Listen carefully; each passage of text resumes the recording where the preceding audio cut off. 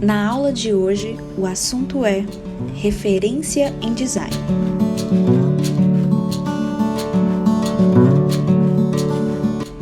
Muito distante do país Freepik, iStock ou Pinterest, existe um universo de profissionais que ditam o mercado da comunicação no Brasil, através da sensibilidade do olhar, a observação da resposta do consumidor e, claro, as técnicas de direção de arte aplicada. Hoje, vamos falar sobre as principais referências em design no país e entender de onde vem tudo aquilo que admiramos no design gráfico atual. Ela possui um portfólio vasto e já assinou diversas campanhas de grande alcance nacional. Por isso, merece estar no topo da nossa lista por ser considerada uma das maiores designers do nosso país.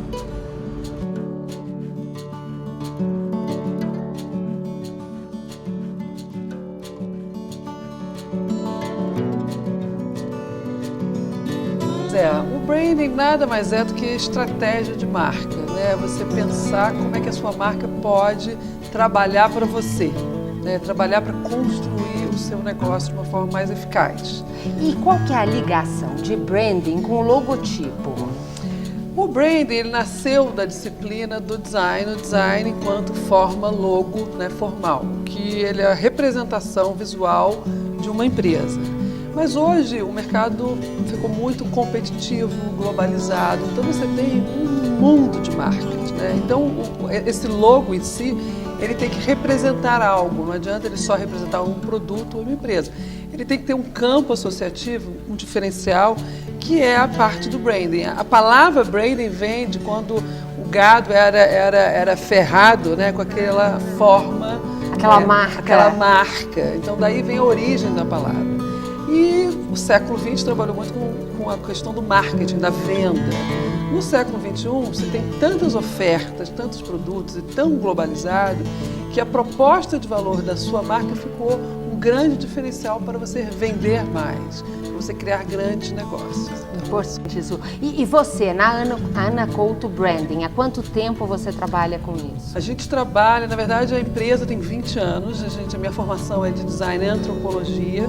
Então essa formação foi um pouco intuitiva, que eu sempre gostei muito do conceito que está por trás das marcas.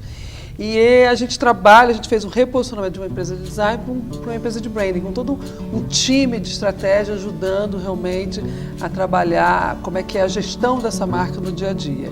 E isso já tem 20 anos, né? E o Brasil, eu comecei minha carreira nos Estados Unidos, quando eu voltei eu vi que o Brasil precisa muito de ter marcas mais fortes e mais globais, né? O negócio começa realmente, então está sendo muito interessante e empresas pequenas, médias e grandes estão cada vez mais entendendo que a marca tem que trabalhar para o negócio. E aí que eu ia te perguntar, né? Porque quando a gente fala em branding, a gente vê uma coisa sofisticada e tem a impressão que isso só é acessível para grandes empresas. É acessível para pequena e média empresa? Olha, eu acho que não é só acessível, mas é indispensável, sabe? Aquela coisa, você começar realmente entendendo qual é o seu diferencial no mercado, por que você está montando esse negócio, como é que a marca realmente vai se destacar, porque todo mundo está vendendo um produto. O produto pode ser uma camiseta, pode ser um tênis, pode ser um serviço. Eles são uma commodity, né?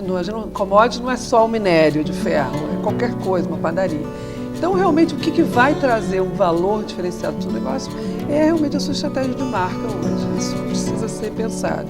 E todo ponto de contato é um ponto de marca. Então, todo mundo vai ter. Gustavo Greco é um mineiro que acumula em sua carreira 2 premiações no aclamado Festival de Cannes e já integrou o júri na categoria de design nesse mesmo evento. É fundador e diretor de criação na Greco Design e atua também como professor num curso de pós-graduação. Além do Festival de Cannes, foi jurado no Prêmios Lusos 2013 e na 10ª Bienal Brasileira de Design Gráfico e também no Festival Elorro. Tanto reconhecimento é fruto de um portfólio extenso, vasto e muito criativo. Marca é a percepção e as expectativas que residem na mente dos consumidores e das pessoas a respeito de uma empresa, um serviço, um produto, até mesmo uma pessoa. É ela que te dá segurança na escolha por aquele produto em detrimento de outros. Enquanto a marca fala para a mente e para o coração, a identidade é o que dá expressão para essa marca.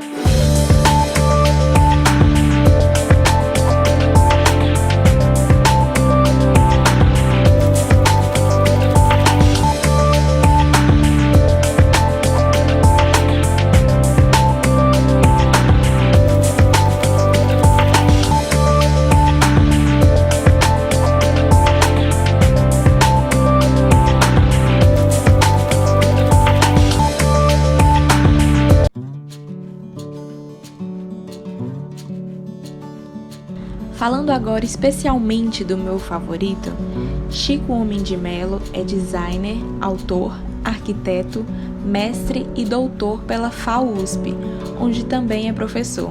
Por isso é meu favorito.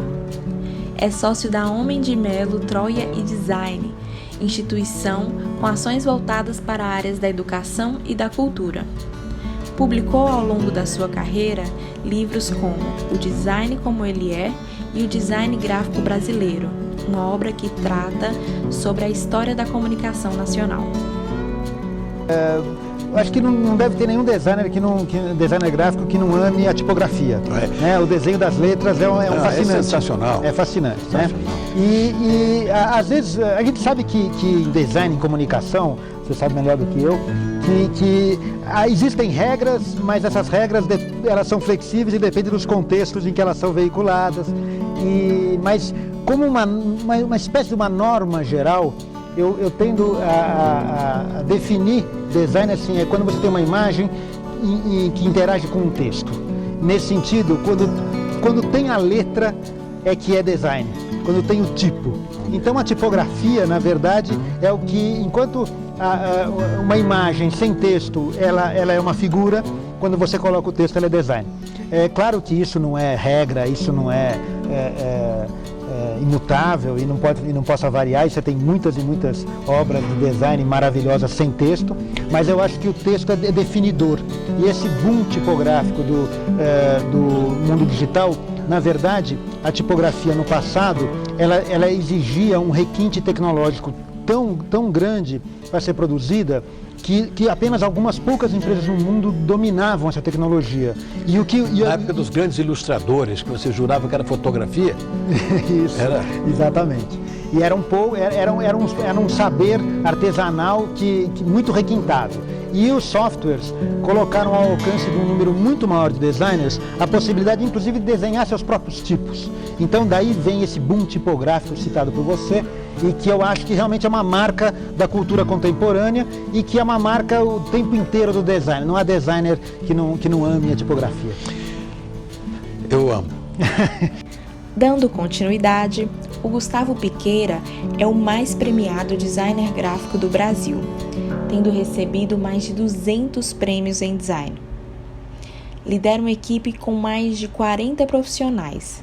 Desenvolve projetos de design estratégico para marcas globais de consumo, até projetos experimentais, tendo desenvolvido alfabetos e ilustrado mais de 10 livros infantis. O mesmo projeto pode ser abordado de vários jeitos, e não existe o jeito certo e o jeito errado. A gente decidir por onde a gente vai é um dos principais elementos de capacitação profissional.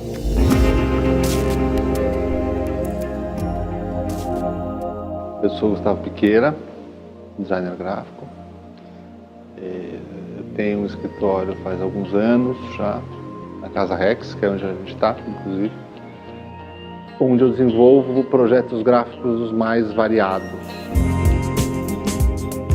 Eu virei designer gráfico na hora em que eu descobri que o designer gráfico ele é um profissional que elabora a linguagem visual independente para o que for.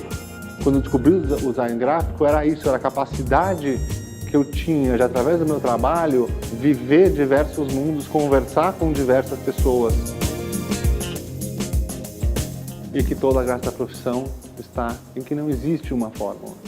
e que um dia não precisa ser igual ao outro, um projeto não precisa ser igual ao outro. E quanto mais a gente soma essas experiências diferentes, não só mais legal fica a profissão e não só melhor a gente fica como designer, mas mais rica fica a nossa própria vida.